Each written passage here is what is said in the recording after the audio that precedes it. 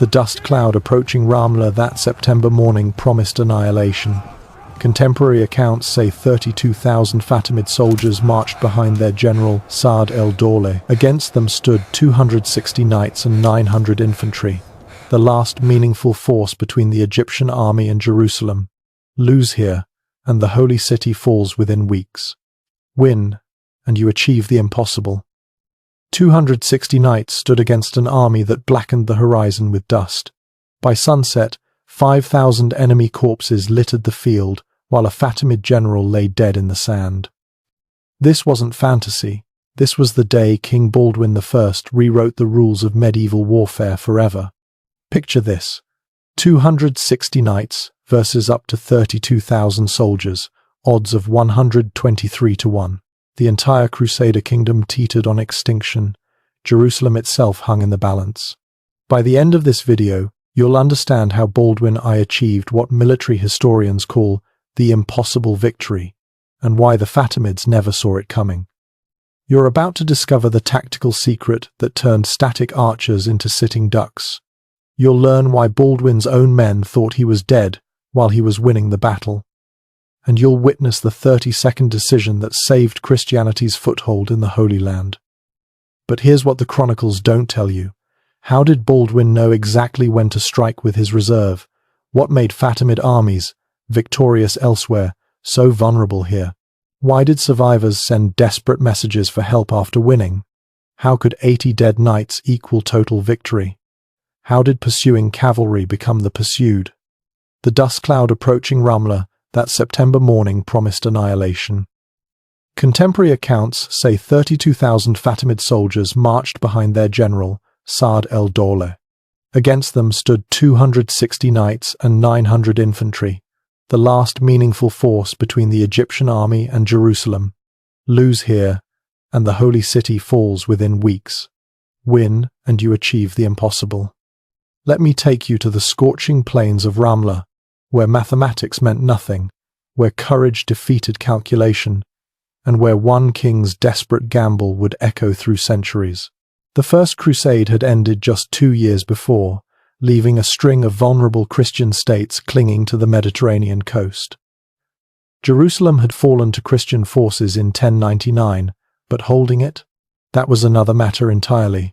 The Crusader states were islands in an Islamic sea, perpetually short of men, constantly under threat. Enter Baldwin I, the warrior king. Unlike his predecessor Godfrey, who ruled for barely a year, Baldwin understood that the kingdom of Jerusalem needed more than prayers, it needed steel.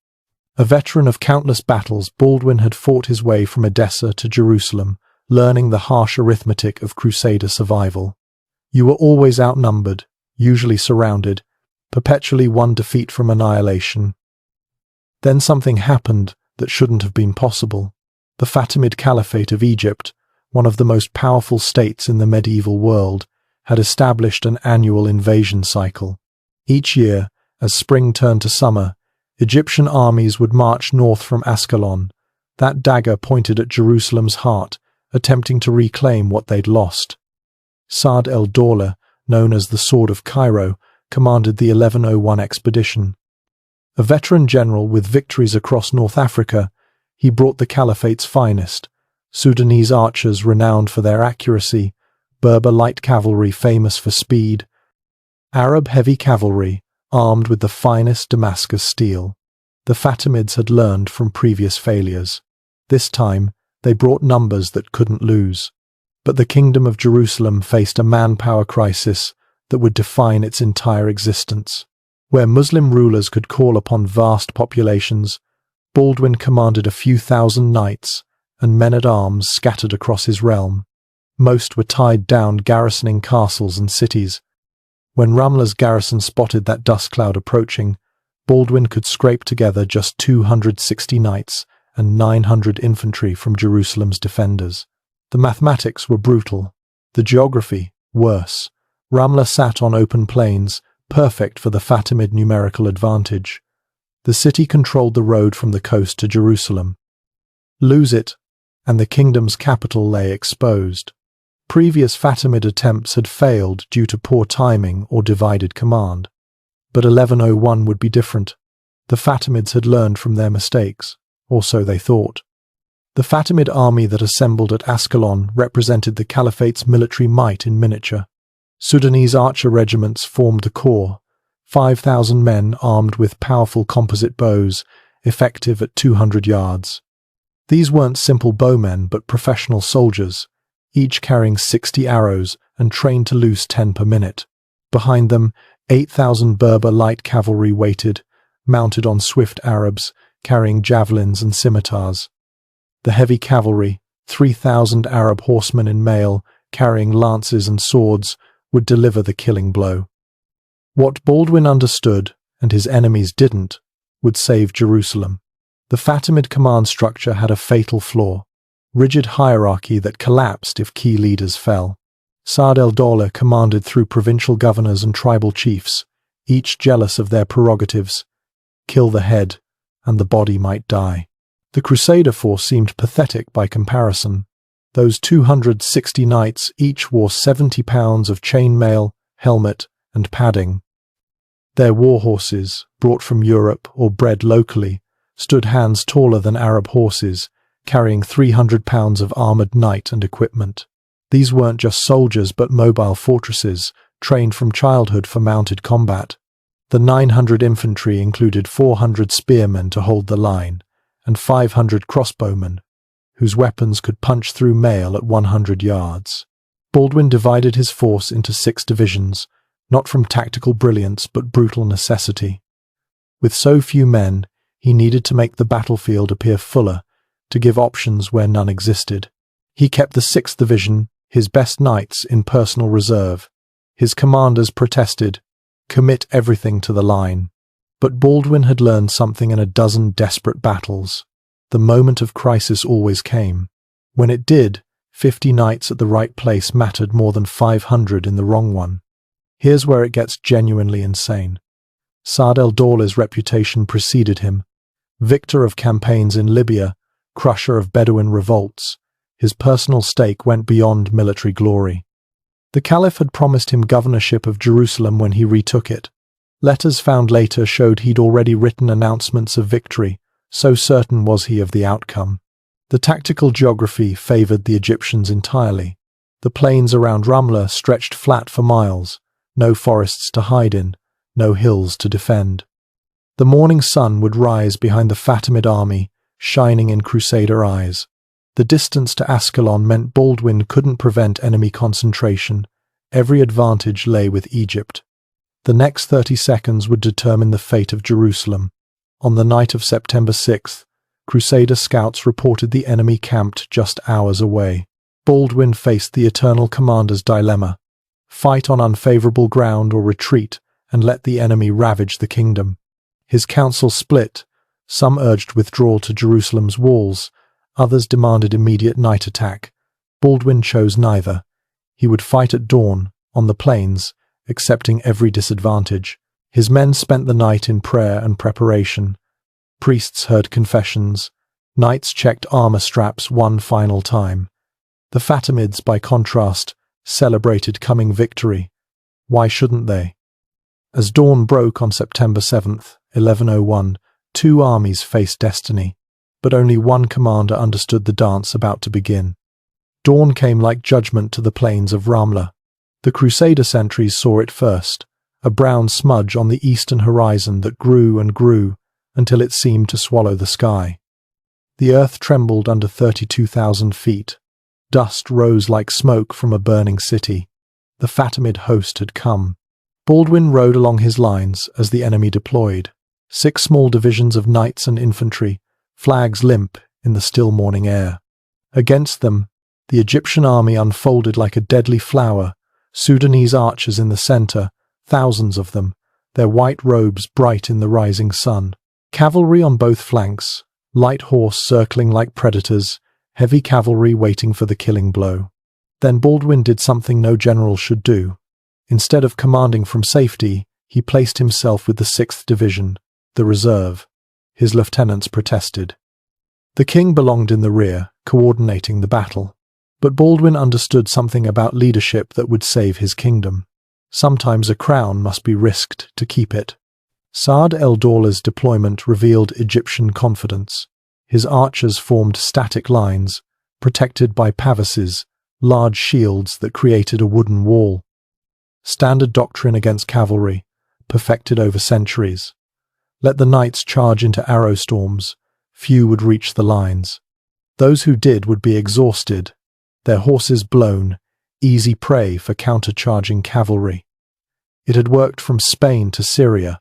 Why not here? The mathematics of war just stopped making sense when Gerard of Puiset led the 1st Division forward, 40 knights and 150 infantry against thousands. The Egyptian drums began, a rhythm like a giant's heartbeat. Then came the horn signals, and the sky darkened. 10,000 shafts darkening the sky wasn't metaphor, but mechanical reality. Thousands of archers, each loosing every 6 seconds, created a continuous rain of death. Gerard's charge disintegrated. Arrows found every gap in armor, every exposed inch of horseflesh. The Lord of Puiset took 3 shafts through his mail, crying, "For Jerusalem." Before tumbling from his saddle, his body disappeared under hooves as his men tried to retreat. Of 40 knights, 12 made it back. The infantry simply ceased to exist. What happened next is barely believable. Baldwin sent the 2nd Division immediately. No pause to reconsider, no adaptation to enemy tactics. Another 40 knights threw themselves at the Egyptian center. The result? Identical slaughter. Arrows turned men into pincushions, horses into thrashing masses of agony. The Sudanese archers began singing victory songs in their native tongues. But Baldwin saw something his enemies missed. Each failed charge pulled the Egyptian cavalry forward. Eager for glory, scenting blood, the Berber light horse edged past their infantry, breaking formation discipline. The Arab heavy cavalry, not to be outdone in glory, began moving from reserve positions. The static defensive line was becoming fluid, aggressive, exactly what Baldwin needed. The 3rd and 4th Divisions went forward together, trying to create enough mass to break through. For a moment, it seemed to work. Knights reached the archer lines, swords swinging, cutting down men who'd never expected to face steel. But the Fatimids had made a fatal miscalculation. No, they'd made the right calculation. The Egyptian reserves swept in from both flanks, hitting the Crusaders like hammers on an anvil. Now came pursuit and slaughter. Crusader knights fled, Egyptian cavalry followed. The careful Fatimid deployment dissolved into a fox hunt across the plains. Berber horsemen competed to claim Christian heads. Victory cries echoed in Arabic, Berber, and Sudanese. Letters home were already being composed in commanders' minds. But wait, it gets worse for the Egyptians. Or rather, it was about to. Baldwin still held his reserve, 60 knights including his personal guard. As his army disintegrated around him, as Egyptian cavalry scattered in joyful pursuit, as Sa'd el-Dawla moved forward to observe his triumph, Baldwin saw his moment. The trap hadn't been planned. No brilliant stratagem guided events, but sometimes in war's chaos, opportunity presents itself to those ready to seize it. The Egyptian infantry had advanced, gaps opening as they pushed forward to support their cavalry. Their general had moved from protected position to exposed prominence. The moment of crisis had arrived. With 2 divisions shattered and his kingdom's survival measured in minutes, Baldwin made the decision that would echo through centuries. He would lead the reserve personally, straight at the enemy commander. It was suicide. It was also the only chance. In exactly 17 minutes, an empire's army would become a mob. Baldwin gathered his 60 knights around him. These weren't ordinary men-at-arms, but his personal mesni, battle brothers who'd fought from Anatolia to Egypt. Their armor bore the scars of a dozen battles. Their horses, saved fresh for this moment, pawed the ground with nervous energy. The king's speech was brief. God judges between us and them today. Follow me to glory or death, but follow me. The ground literally changed color from the blood as Baldwin raised his lance. Behind him, 60 lances rose in answer. No trumpets announced their charge. Surprise was their only advantage. 200 tons of steel and horseflesh began to move. Walk became, trot became, canter became the thundering gallop that would change history. The Sudanese archers saw them first. Cries of alarm in a dozen dialects, frantic attempts to reform lines, to present shields. But archers deployed for victory aren't ready for fresh cavalry. Baldwin's lance took the first man through the chest, lifting him clean off his feet. The king's sword came out, 3 feet of sharp steel that would be painted red to the shoulder before this ended. In 90 seconds, 500 Fatimids died. Not an estimate. Fulcher of Chartres walked the field afterward and counted bodies in the impact zone. Knights trained from childhood, on war horses bred for power, hitting stationary infantry creates mathematics of its own. Each knight killed 8 men in that first terrible minute. Sudanese archers, invincible at range, discovered they were merely men with sticks up close. But then came the second reversal. Egyptian reserves commit. The Arab heavy cavalry, seeing their center collapse, wheeled back from pursuit, 3,000 against 60. The melee deepened into something from nightmare. Individual combat vignettes burned into chronicle. A knight named Hugh, surrounded by 7 enemies, killing 4 before falling. Baldwin's standard-bearer, both arms severed, holding the banner with his teeth until death took him. Here's where you see true leadership. Baldwin fought like a man possessed, because he was. Possessed by the certainty that finding and killing Saad el-Dawla was the only path to victory. Through the press of bodies, over corpses of horse and man, the king of Jerusalem cut his way toward the Egyptian banner. Behind him, his knights formed a steel wedge, each man covering his neighbor, advance measured in yards and bodies. The sensory overload of medieval combat, steel on steel like hammers on anvils, multiplied by hundreds, horses screaming, a sound that haunted survivors' dreams. The iron scent of blood mixing with dust, creating mud that turned the battlefield into a slaughterhouse floor. Men calling on God in 6 languages, dying in universal agony. What Baldwin understood, and his enemies didn't, would save Jerusalem.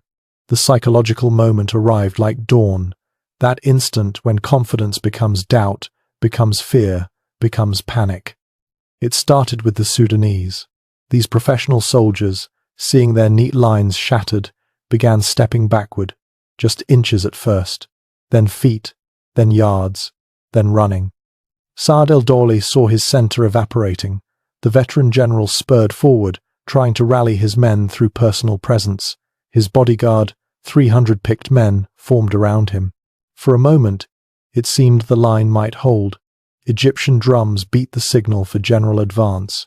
If the whole army concentrated now, 60 exhausted knights couldn't survive. But the Fatimids had walked into a trap centuries in the making, the trap of rigid command. When Baldwin spotted the enemy commander's banner, he did what no sensible general would do.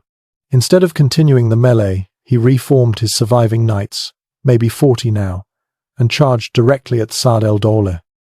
The next 60 seconds decided the fate of Jerusalem. 2 groups of cavalry met like cosmic forces. Baldwin's sword met an Egyptian captain's, shearing through blade, arm, and into chest.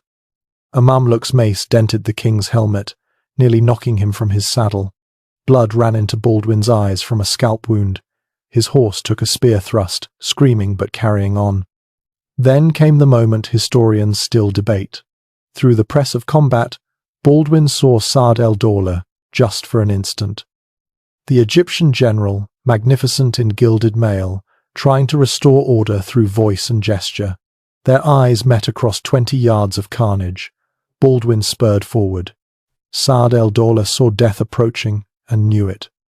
The Egyptian general tried to wheel his horse, to gain space for his guards to intervene, but in that packed mass of humanity, movement meant death. Baldwin's sword stroke was almost anticlimactic, a simple overhand blow that split helmet and skull. Saad el-Dawla toppled from his horse. The sword of Cairo would cut no more. What followed wasn't a battle, it was medieval physics. The death of their general hit the Fatimid army like a shockwave. Commanders looked for orders that would never come. Sub-commanders argued about succession. That hesitation lasted maybe 2 minutes. 2 minutes was enough. Baldwin, blood-covered and terrible, raised the captured Egyptian standard. His surviving knights, 30 now, raised a cry that chroniclers say could be heard a mile away. That sound broke something in the Fatimid host. The rout began in the center, where leaderless infantry simply turned and ran. Panic spreads faster than plague in a packed army. But wait, it gets genuinely worse for the Egyptians. Their own deployment worked against them. Light cavalry on the flanks, pursuing scattered Crusaders, suddenly found the center giving way. Heavy cavalry trying to return found their path blocked by fleeing infantry. Organization became chaos, became slaughter. The pursuit turned medieval warfare's usual mathematics upside down. Normally, fleeing infantry could outrun armored knights, but Baldwin's men had fresh horses. Their 5th Division joined from reserve, while Fatimid mounts were blown from earlier pursuit. Crusader knights who'd fled earlier turned back, seeing the impossible, the Egyptian army running.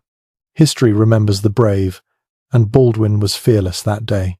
Despite wounds and exhaustion, he led the pursuit personally. For 3 miles, the road to Ascalon became an abattoir. Bodies carpeted the ground so thickly that horses stumbled over corpses. Individual acts of carnage. One knight killed 20 fleeing enemies before his horse died of exhaustion. Chroniclers found him sitting among the bodies, laughing like a madman. The Egyptian camp fell without resistance. Servants and camp followers fled or surrendered. The wealth of Egypt lay scattered. Gold to fund a year's campaigns, weapons to arm 1,000 men, silk tents that would decorate Jerusalem's churches. But the real treasure was psychological. Fatimid invincibility lay as dead as their general. When 260 broke 32,000, they shattered more than an army. The pursuit continued until darkness and distance forced a halt. Small groups of knights harried fugitives to Ascalon's very gates. By full dark, on September 7th, 1101, the impossible had become history. As the sun set on a field painted red, Baldwin's 260 had become legend, but the price of legend is always blood. The king ordered torches lit to search for wounded, both friend and foe. What they found would shock even veterans of the First Crusade. The dead lay so thick that searchers walked on bodies for hundreds of yards. The moans of wounded created a chorus of agony that lasted through the night. Fulcher of Chartres, Baldwin's chaplain, walked the field at dawn on September 8th. His count, preserved in chronicle, staggers the mind. 5,000 Fatimid dead could be identified. The real number was likely higher.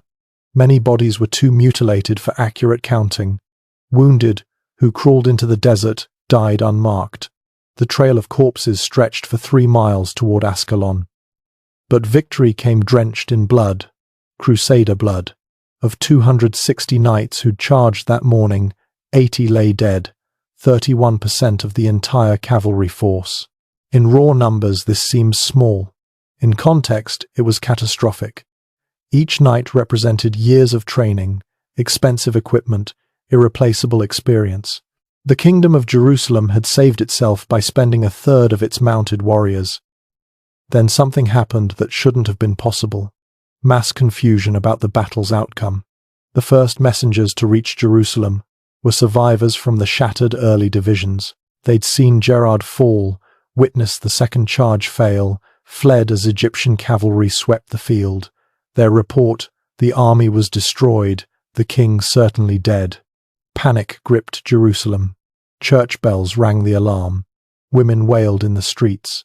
The patriarch organized prayers for the dead, while the city's commanders debated whether to stand siege or flee to the coast. Desperate messages went north to Antioch, east to Edessa. Jerusalem is lost. Send everything. Meanwhile, at Ramla, Baldwin faced a surreal problem. His victory was so complete that he lacked men to exploit it. The wounded outnumbered the healthy. Horses stood exhausted, many lame from stepping on corpses. The king himself could barely stand, his armor so dented from mace blows that squires had to cut him free. His sword hand had cramped shut around the hilt, requiring hot water to relax the muscles. What happened next defied all logic. As Baldwin organized the aftermath, tending wounded, gathering loot, burning enemy corpses to prevent plague. A dust cloud appeared from Jerusalem. The city's last reserves, rushing to find victory instead of disaster. The reinforcements' shock was absolute. Where they expected to find massacre, they found Fatimid banners piled like cordwood. The king they mourned stood before them, drenched in enemy blood but very much alive. One chronicler describes hardened warriors weeping openly, unable to process the reversal. Baldwin, with typical understatement, supposedly said, "We had some success." The strategic consequences rippled outward immediately. The road to Jerusalem lay secure. No Fatimid army threatened from the coast. Egypt's annual invasion was more than disrupted. It was psychologically shattered. The defeat's magnitude meant Cairo couldn't mount another major offensive for 2 years. The Kingdom of Jerusalem desperately needed to fortify and grow. But the immediate aftermath held ironies. Despite total victory, Baldwin sent urgent requests for reinforcements. Why? Because victory had revealed vulnerability. If 260 knights could be reduced to 180 in winning, what would defeat cost? The kingdom balanced on a knife's edge between triumph and extinction. Saad el-Dawla's body, identified by his magnificent armor, received honorable burial. Politics demanded respect for fallen enemies.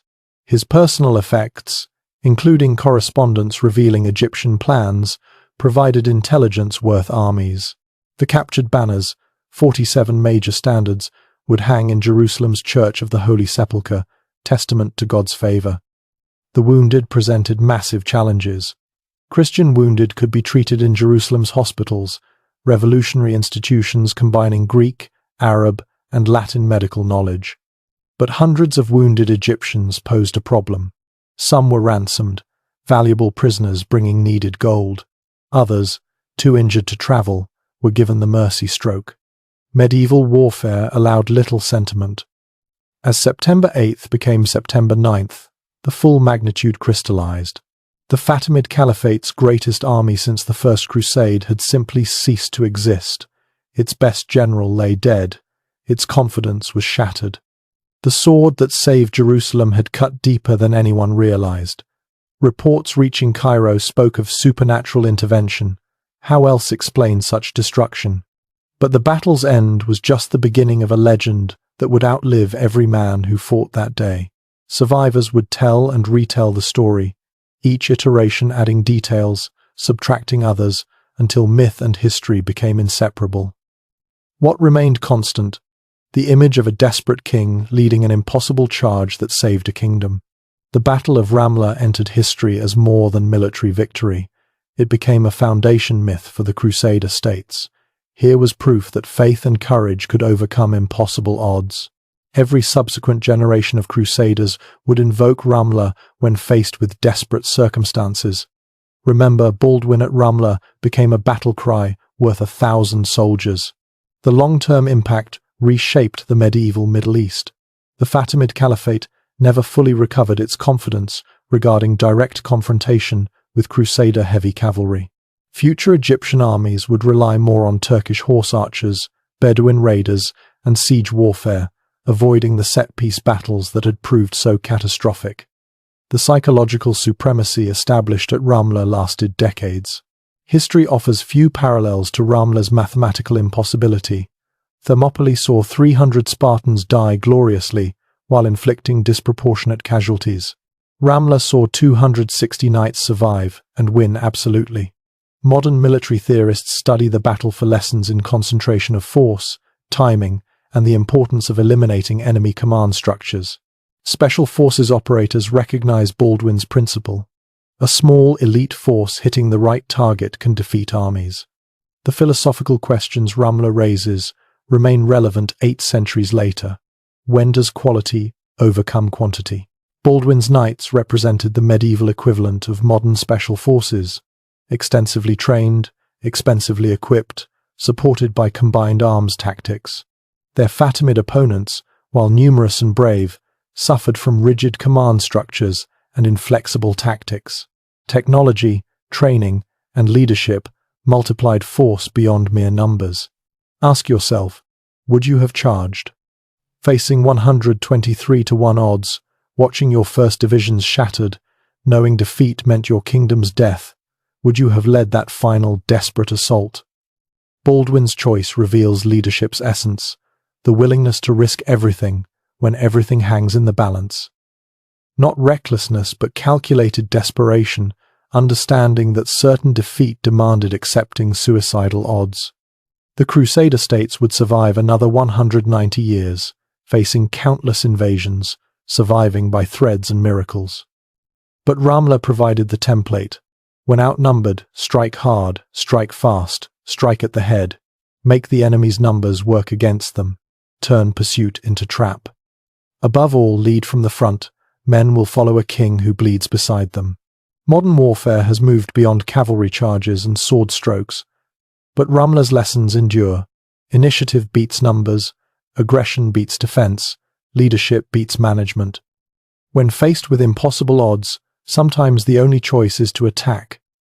Baldwin understood this in his bones, acted on it with his sword, proved it with Fatimid blood. In 1101, courage defeated calculation on the plains of Ramla. 260 knights had faced the impossible and made it submit. In doing so, they proved that sometimes, just sometimes, David doesn't need a sling, just the will to swing the sword.